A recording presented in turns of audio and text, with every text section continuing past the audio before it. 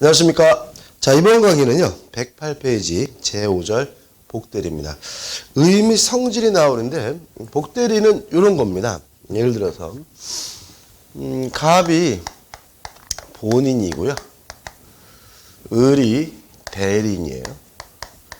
병은, 을이 대리인인데, 만약에 을이 또다시 병이라는 사람을 선임한다면, 선임을 하는데, 요 사람이 만약에 갑, 본인을 대리한다면 요 사람을 우리가 뭐라 그러냐면 복대리인이라고 합니다. 따라서 복대리인이란 본인이 선임한, 죄송합니다. 대리인이 선임한 본인의 대리인을 우리가 복대리인이라고 하거든요. 어려운 말은 없는데 이게 피부에 안 와닿죠. 예를 들면 이런 얘기입니다. 갑이라는 사람이요, 미성년자예요. 미성년자인데 이놈이 술 처먹고 싸움박질 해가지고 유치장에 들어갔단 말이죠. 그래서 아버지 친권자가 자식이 아니면서 자식이 아니고 왼수라고 하면서 어떻게 해요? 이놈 빼줘야지, 그죠? 그래서 병이라는 변호사를 선임을 했어요. 그럼 누가 선임한 거죠? 친권자, 대리인이 선임한 거죠. 근데 이 병은 누구를 변론하고 누구를 대리하냐면 갑, 본인을 대리하고 본인을 변론하는 거죠. 따라서 이 병과 같은 사람이 뭐가 되는 거죠? 복대리인이 되는 거죠. 느낌이 오시죠, 그죠? 그래서 아무튼 일단 이론적으로는 대리인이 선임한 본인의 대리인을 우리가 복대리인이라고 하는 거고요. 얘는 뭐 이런 것들 우리가 생각해 보시면 쉽게 접근하실 수가 있겠죠. 우측에 보시면 법적 성질이 나오는데 1번 복대리인도 어차피 대리인이다. 다시 말하면 대리인이 선임했다는 점에서는 특색이 있긴 하지만 어차피 복대리인도 누구죠? 대리인인 거죠. 그 다음에 이 복대리인은 대리인이 자기 이름으로 선임한 자이다. 이게 무슨 말이냐면 갑을 대리해서 병을 선임한 것이 아니라 을 스스로가 선임했다는 거죠. 무슨 말 이해하시죠? 만약에 을이 갑을 대리해서 선임했다면 그 사람은 본인이 선임한 거거든요. 왜요? 대리행위 효과는 누구에게 기속되는 거죠? 본인에게 기속되는 거니까요. 따라서 대리인이 선임했다라는 말은 결국은 대리인이 자신의 이름으로 대리인이 스스로 선임한 사람을 말하고요. 3번 대리인이 복대리인 선임한 외에도 대리인의 본래 대리권은 소멸하지 않는다. 당연한 얘기죠. 병이 선임됐다 그래서 을의 대리권이 소멸되는 것은 아니에요. 다만 주의하실 것은 병의 대리권은 을로부터 비롯됐기 때문에 을의 대리권이 만약에 소멸된다면 병의 복대리권도 자동으로 소멸되겠죠. 그죠?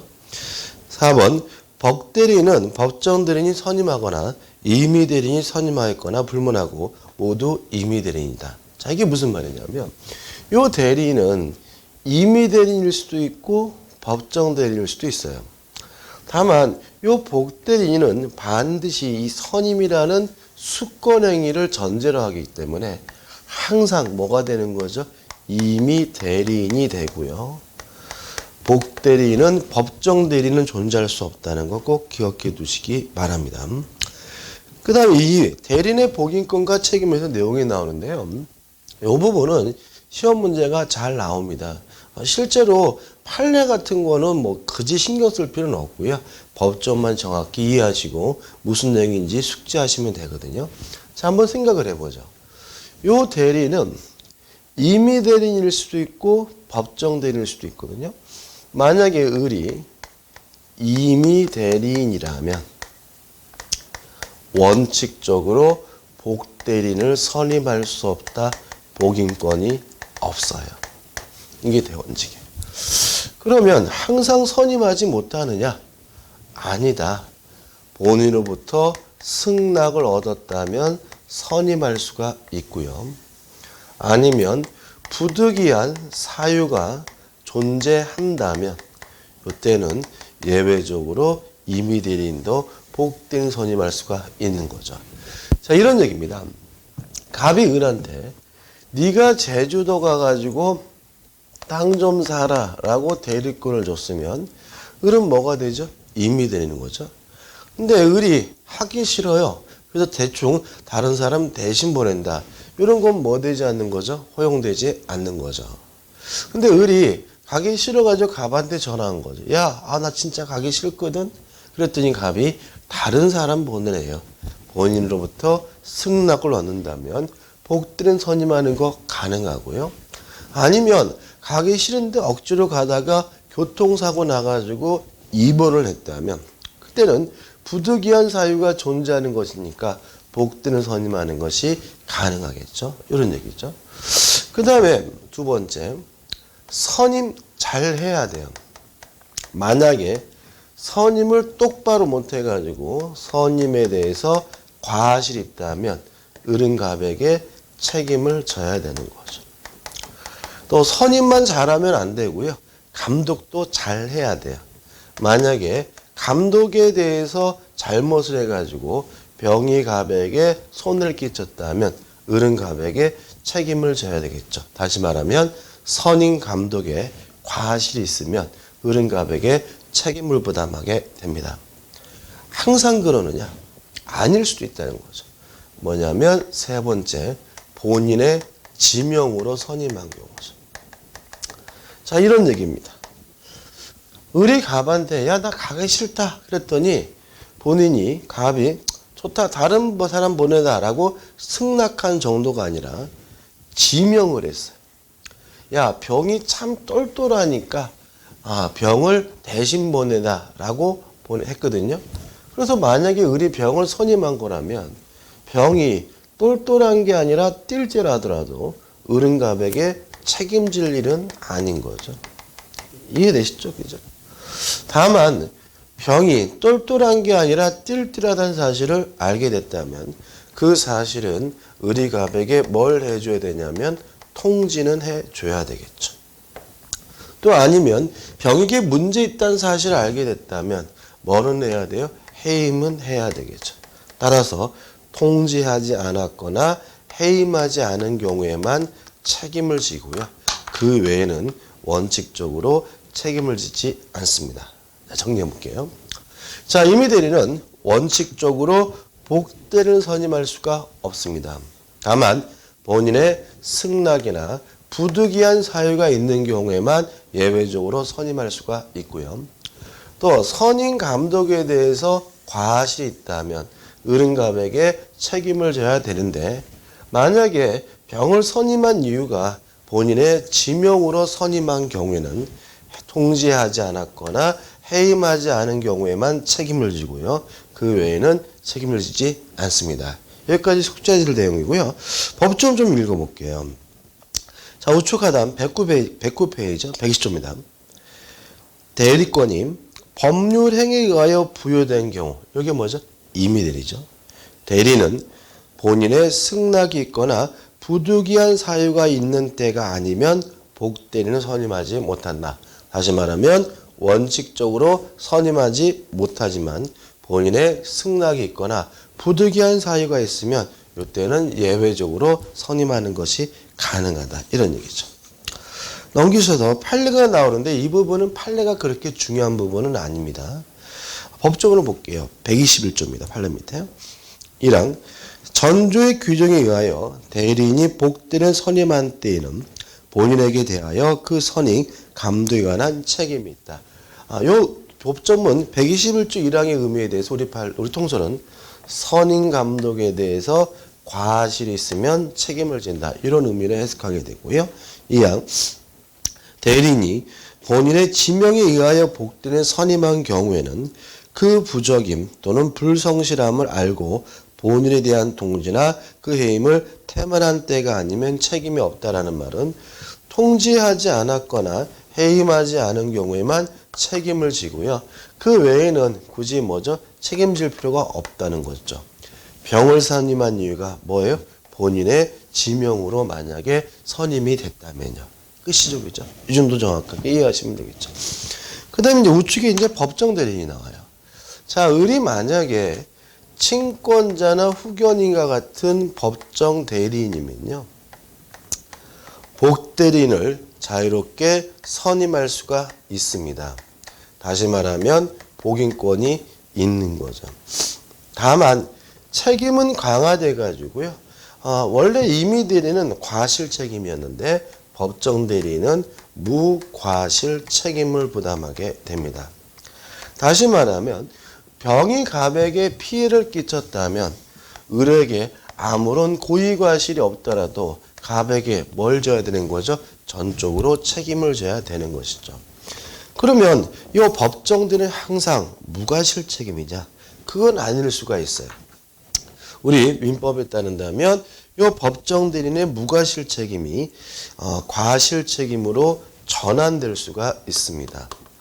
언제냐면 법정대리인이 복대인을 선임한 이유가 부득이한 사유가 존재하는 경우죠. 이 경우는 조문 안 읽어볼 거예요. 내용 간단하죠. 친권자나 후견인과 같은 법정대리는 자유롭게 복대리인을 뭐 할 수 있죠? 선임할 수 있는 대신 책임은 강화돼서 뭘 줍니까? 무과실 책임을 지게 되는데 만약에 복대리인을 선임한 이유가 부득이한 사유가 존재한다면 임의대리인과 마찬가지로 무슨 책임이래요? 과실 책임으로 전환된다는 것까지 기억해 두시면 되겠죠. 끝이죠.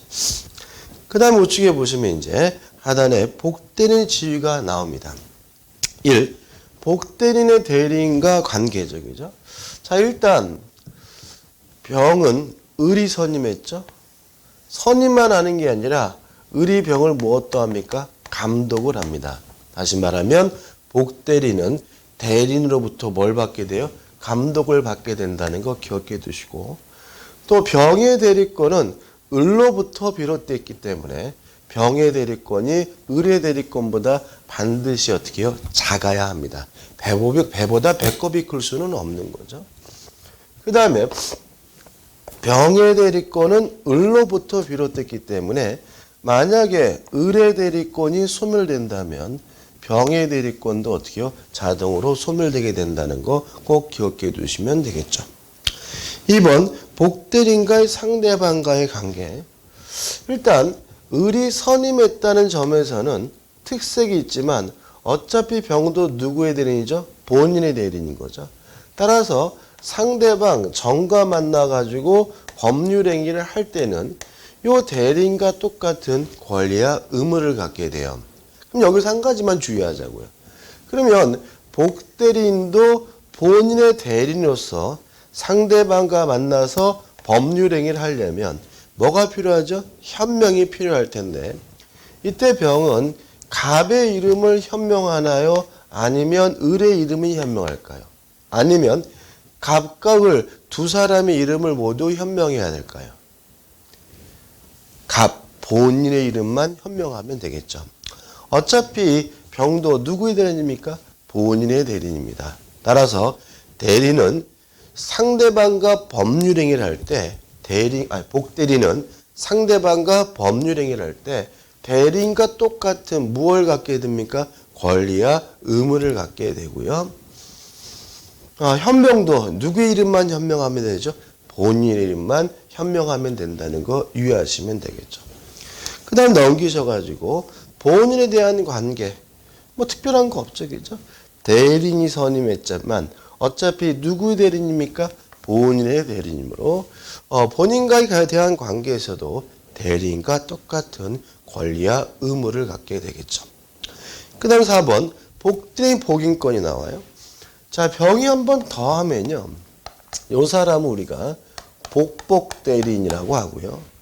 또 한 번 더 하면 요 사람은 우리가 복복복대리인이라고 합니다. 이 복자가 다시 복자거든요. 한 번 더 한다 이런 의미예요. 그렇기 때문에 요 복대리인도 복복대리인을 선임하는 것이 일단은 가능한 거예요. 다만 유의하실 것은 복대리인은 항상 무슨 대리인이죠? 임의대리인이기 때문에 본인의 승낙이 있거나 부득이한 사유가 있어야지만 복복대리인 선임하는 것이 가능하다는 거 꼭 기억해 두시면 되겠죠. 그 다음에 4번 복대리권의 소멸은 특별한 건 없고요. 한 가지만 추가하면 되겠죠. 대리인의 대리권이 소멸된다면 복대리권도 자동으로 뭐가 돼요? 소멸된다. 요것만 주의하시면 되겠죠. 자, 대표이제 한번 풀어볼게요. 복대리에 관한 설명으로 타당하지 않은 것은 1번 법정대리는 부득이한 사유가 없어도 복대리인을 선임할 수 있다. 맞죠? 친권자나 후견인과 같은 법정대리는 복인권이 있다. 복대리인을 자유롭게 선임할 수가 있습니다. 2번 법정대리는 복대리인을 선임한 때에는 선임 감독상에 과실이 없어도 언제나 책임을 진다. 일단 선임 감독상에 과실이 없더라도 무과실이어도 책임을 진다는 말은 맞아요. 그렇지만 언제나는 아닌 거죠. 왜냐하면 만약에 부득이한 사유가 존재한다면 이제 법정대리인도 무과실 책임이 아니라 뭐로요? 과실 책임으로 전환되죠. 따라서 언제나 무과실 책임이라는 2번은 뭐죠? X가 되고요. 답은 2번인 거죠. 3번 임의대리는 부득이한 사유 또는 본인의 승낙이 있어야 복대리인을 선임할 수 있다. 맞죠? 원칙적으로 복인권이 없지만 본인의 승낙이나 부득이한 사유가 존재해야 임의대리는 복대리인을 선임할 수가 있습니다. 4번 복대리인은 대리인과 동일한 권리 의무를 진다. 복대리인도 어차피 본인의 대리인이니까 상대방에 대한 관계나 본인에 대한 관계에서는 대리인과 똑같은 권리와 의무를 줘요. 여기서 조심할 것은 권한이 동일한 건 아니죠. 뭐가 같은 거예요? 권리와 의무가 같은 거예요. 권한, 대리권은 대리인의 대리권보다 반드시 뭐 해야 돼요? 작아야 되겠죠. 따라서 대리권, 권한은 같지 않지만 뭐는 같은 거죠? 권리와 의무는 동일한 거죠. 5번 복대리인은 대리인의 대리인이 아니라 누구의 대리인이죠? 본인의 대리인을 의미합니다. 자, 이제 우측에 이제 뭐가 나오고 있냐면 무권 대리가 나오고 있습니다. 일단 이 무권 대리에 대해서는 시험 문제가 반드시 나옵니다. 반드시 나올 뿐만 아니라 한 두세 문제가 나와요. 두세 문제가. 그러니까 반드시 나오고 두세 문제가 나오니까 양에 비한다면 굉장히 많이 나오는 부분이기 때문에 정확하게 내 거로 할 필요가 있고 반드시 맞춰줘야 되겠죠. 좀 어려워하시는 분야이기도 해요. 근데 이게 어렵고 좀 까다롭게 느껴지시다 보니까 자꾸 지엽적인 판례들을 외우려고 하시는 경향이 있습니다. 이 부분은. 그래서 뭔가 판례를 열심히 외웠는데도 불구하고 열심히 공부했는데도 불구하고 시험에 틀리는 부분이기도 해요. 왜냐하면 우리는 사법시험 민법이 아니라 공인중개사 민법이거든요. 따라서 출제하시는 분들은 여러분들이 기본적인 내용에 대해서 정확하게 이해하고 있는지를 물어보지 어떤 판례를 몇 가지를 자세하게 알고 있느냐 이런 걸 물어보는 건 아니거든요. 물론 판례를 공부해야 될 게 있긴 합니다. 그렇지만 더 중요한 것은 기본적인 뭘요? 틀을 완성해야 돼요. 그래서 이번 강의 때 일단 기본적인 틀을 완성하고 다음 강의 때 무권들에 관한 구체적인 내용을 들어갈 거예요. 자, 기본적인 틀을 한번 생각해 보자고요. 자, 한번 생각을 해보죠. 갑이라는 사람이요, A라는 토지를 가지고 있어요. 근데 을이 지 것도 아니면서 병과 만나가지고 뭘 했냐면은 매매 계약을 했어요. 자, 그래서 첫 번째 생각해 볼 것은 어떻게 을이 갑의 땅을 팔아먹었을까라는 점이죠. 그죠? 가장 기본적인 거잖아요. 두 가지 방법이 있겠죠. 첫째, 을이 병을 만나가지고 야, 이게 실제로는 갑게 아니라 내 거야. 자신의 소유라고 구라치면서 병과 매매 계약할 수도 있고요. 아니면 갑게 맞아. 그렇지만 내가 대리인이야. 대리인이라고 현명하면서 팔아먹고 올 수가 있겠죠. 다른 방법이 있을까요? 없죠. 왜요?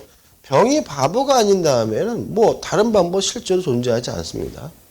그 다음에 을이 대리인이라고 현명하면서 병가 매매 계약을 했는데 실제로 을에게 대리권이 있다면 이게 뭐예요? 유권 대리가 되는 거고요. 을이 병에게 대리인이라고 현명했지만 실제로 을에게 대리권이 없다면 이게 뭐가 되는 거죠? 무권 대리가 되는 거죠. 따라서 무권 대리라는 것은 뭐냐면 대리인이라고 현명했지만 대리권이 없는 경우가 무권 대리인 거예요. 따라서 현명하지 않고 자신의 소유라고 해서 팔아먹은 것은 남의 물건 팔아먹은 거예요. 다시 말하면 단순한 타인 소유물의 매매가 되는 거죠. 그래서 이 문제는요, 부동산이면 나중에 담보 책임으로 해결하게 되고요. 동산이면 나중에 선의취득 문제로 해결합니다. 이해되시죠? 따라서 우리가 지금 공부하려는 무권 대리가 발려면은 반드시 뭐가 있어야 돼요? 대리인으로서 현명을 해야 된다는 거예요. 만약에 대리인으로서 현명하지 않고 마치 자기 것처럼 해서 팔아먹었다면 이것은 단순한 타인 소유물의 매매이지 뭐는 아닌 거예요? 무권 대리하고는 상관이 없음을 주의하시기 바랍니다. 최근에 현명이 있어야 비로소 무권 대리가 된다는 내용은 아주 시험에 어떻게요? 잘 나오고 있어요. 자, 우리 교재 서설 한번 읽어볼까요? 113페이지입니다. 무권 대리라 함은 대리권 없이 행한 대리, 즉 대리행위의 다른 요건을 모두 갖추고 있으나, 다른 말로 하면 현명까지 했으나 대리권만이 없는 행위가 뭐예요? 무권 대리입니다. 다시 말하면 무권 대리가 되려면 반드시 뭐가 필요하죠? 현명이 필요합니다. 꼭 기억해 두셔야 돼요. 그 다음에 이 무권 대리가요, 다시 둘로 나뉘어요. 협의 좁은 의미의 무권 대리와 그 다음에 표현 대리라는 것으로 나뉩니다. 일단 둘 다 무권 대리라는 점에서는 공통점이 있는데 뭐가 다르냐면 누가 책임을 지는지가 달라요. 대리권이 없기 때문에 무권 대리인이 책임을 부담한다면 이걸 우리가 협의의 무권 대리라고 하고요. 을에게 대리권이 없는데도 불구하고 특별히 본인이 책임을 부담해야 된다면 이걸 우리가 뭐죠? 표현 대리라고 하는 거죠. 물론 둘 중의 원칙은 뭐가 원칙이겠습니까? 협의의 무권 대리가 원칙이겠죠. 왜요?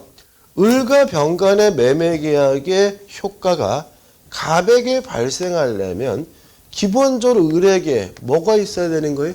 대리권이 있어야 되는 거잖아요. 따라서 을에게 대리권이 없다면 갑에게 효과 기속될 일은 없는 거고요. 따라서 병은 을한테 책임을 물을 수밖에 없겠죠. 따라서 원칙적으로 무권 대리는 협의의 무권 대리고 누가 책임을 부담해야 되는 것이 원칙이에요? 무권 대리인 을이 책임을 부담해야 되는 것이 뭐예요? 원칙인 거죠. 그러면 표현 대리는 뭐예요? 예외인 거죠. 그러면 이렇게 되는 거죠. 표현 대리란 무권 대리인데도 불구하고 특별히 본인이 예외적으로 책임을 부담해야 되는 무권 대리가 뭐죠? 표현 대리니까 본인에게 책임을 기속시킬 만한 뭐가 필요한 거죠? 특별한 사유가 필요한 거죠. 이런 사유가 없다면 다 뭐가 되는 거죠? 협의의 무권 대리가 된다는 일단 기억해 두시기 바라고요. 그 다음에 두 가지는 결국 다른 점은 누가 책임을 지는지만 다른 거죠. 따라서 기본적으로 나머지 것들은 내용이 똑같아져요. 둘 다 무권 대리이기 때문에 본인의 입장에서 추인하는 거 가능하고요. 둘 다 무권 대리이기 때문에 상대방 입장에서 최고할 수도 있고 철회할 수 있다는 것은 두 가지의 뭐가 되는 거죠? 공통적 내용이 되는 거죠. 따라서 두 가지의 차이점은 누가 책임을 지는지가 다른 거죠. 자, 기본적인 틀을 완성하기 위해서 좀 까다로울 수 있지만 한번 연습해 볼까요? 자, 이런 질문은 어떨까요? 본인 스스로도 표현들이 성립을 주장할 수 있다. 다시 말하면 갑 스스로도 표현들이 성립을 주장할 수 있다. 맞는 지문일까요? 틀린 지문일까요? X겠죠. 자, 왜냐하면 본인이 표현들이 성립을 주장한다는 말은 본인이 뭐 하겠다는 얘기예요? 책임지겠다는 말이니까 책임지고 싶으면 뭐 하면 그만이에요? 추인하면 그만인 거죠. 따라서 본인은 추인하면 당연히 책임을 부담하는 것이니까 본인 스스로 표현들의 성립은 뭐 할 수 없는 거예요? 주장할 수가 없는 거죠. 또 이런 질문은 어떨까요?